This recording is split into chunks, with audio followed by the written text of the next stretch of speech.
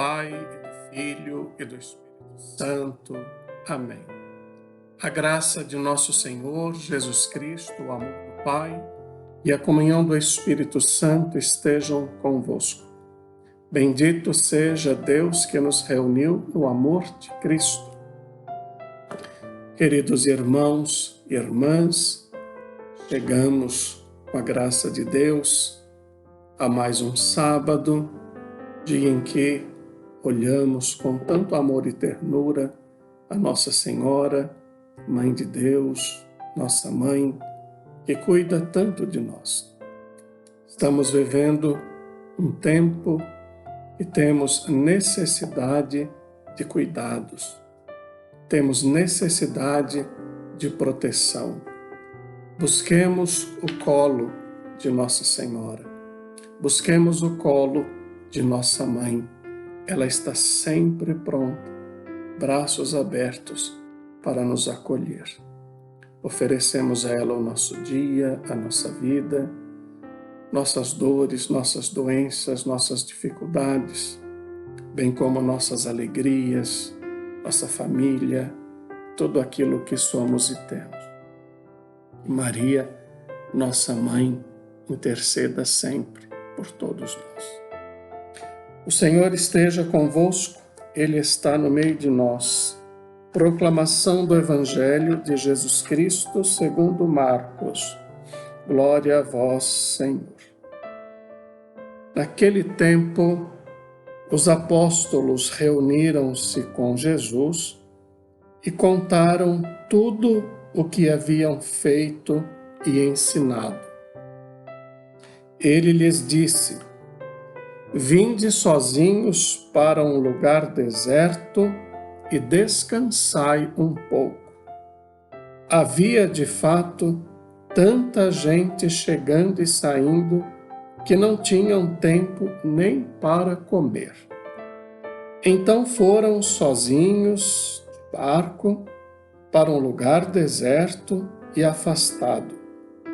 Muitos os viram partir e reconheceram que eram eles. Saindo de todas as cidades, correram a pé e chegaram lá antes deles.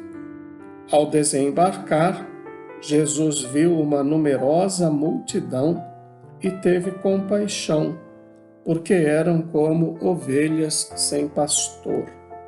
Começou, pois, a ensinar-lhes muitas coisas. Palavra da salvação, glória a vós, Senhor. Meus queridos irmãos e irmãs, nós temos a oportunidade de poder ouvir este Evangelho e refletir sobre ele, mas também temos a oportunidade de celebrar a memória de São Paulo Miki, mártir. Paulo nasceu no Japão em 1562 e lá foi martirizado em 1597, juntamente com outros 25 companheiros. Do alto da cruz, os condenados cantavam salmos, e Paulo proferiu palavras de perdão a seus algozes.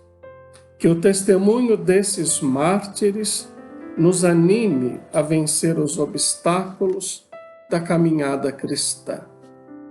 Quantos obstáculos enfrentamos em nossa caminhada cristã, durante nossa vida?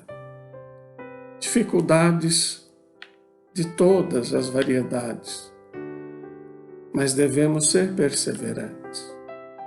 Vejam que o Evangelho de hoje nos mostra que os apóstolos voltaram a reunir-se com Jesus e contaram-lhe tudo quanto haviam feito e ensinado. Imaginem a alegria daqueles homens que foram enviados 2 a 2 por Jesus para que pudessem proclamar a boa nova aos pobres, curar os doentes, ser sinal de Deus.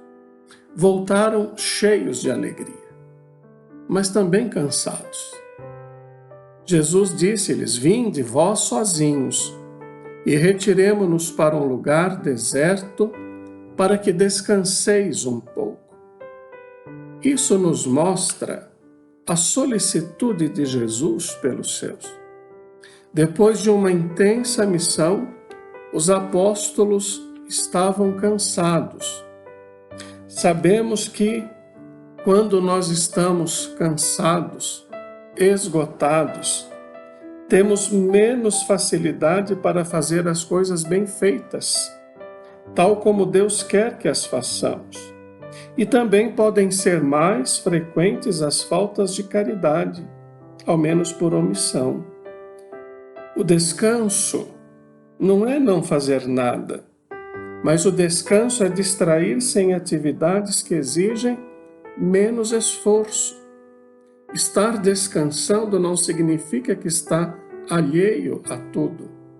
Mas quantas vezes conseguimos descansar fazendo coisas que exijam menos esforços de nossa parte? Veja como isso é importante. Jesus tem grande preocupação com isto, com seus discípulos, conosco, e fez, portanto, um convite gentil para que pudessem descansar. É preciso descansar. São seres humanos, somos seres humanos, com necessidades humanas, não são ovelhas sem pastor. Aqueles apóstolos sabiam que tinham Jesus como pastor e poderiam ir a ele, voltar a ele. Não são como ovelhas sem pastor. Jesus é o pastor e lhes oferece descanso. Mas diz o Evangelho que a multidão os envolve. Jesus encheu-se de compaixão. Seu coração amoroso e misericordioso logo sentiu uma grande ternura para com aquele povo carente e começou a ensinar-lhes. Eram como ovelhas sem pastor. Eram pessoas desorientadas, sem rumo certo. O que será que Jesus começou a ensinar-lhes? Do que será que lhes falava Jesus naquele momento? Certamente Jesus proferia palavras que lhe trouxessem paz, segurança, tranquilidade, acolhimento. Estas seriam as palavras de Jesus. E certamente ali tantos podiam encontrar isto naquele mestre, naquele pastor, que tanto amor e compaixão tinha e tem pelos seus. A situação de abandono do povo sensibiliza profundamente Jesus e sempre encontravam acolhida por parte do Mestre. Quando nós ouvimos isto e olhamos para a nossa realidade hoje, vemos que também muitos e muitos e muitos vivem desorientados e sem sentidos. Acontecem coisas muito ruins em nosso tempo. Essa doença avassaladora, destruindo vidas e famílias, como isto tem machucado a vida humana, como isso tem trazido dor às pessoas. E o povo, meus irmãos e irmãs, não se conscientiza da necessidade do recolhimento, do isolamento. Vivem como se nada tivesse acontecendo, festas e mais festas, sem os cuidados necessários. Como é triste a gente ver isto. As pessoas expondo suas vidas a um vírus que mata rapidamente, que tira a sensibilidade, que tira de nós a fortaleza, mas mesmo assim continuam desse jeito. Nenhum de nós está livre disso. Todos nós podemos um dia ou outro ser contaminado. Por isto, cuidado. Cuidado consigo mesmo, cuidado com o outro.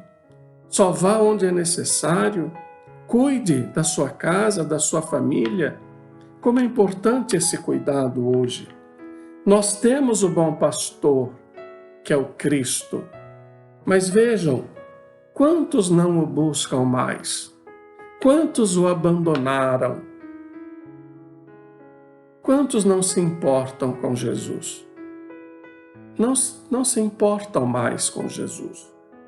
Vivem suas vidas, às vezes, me perdoe, na mediocridade, nos vícios, sem preocupar-se com aquele que pode nos garantir a vida.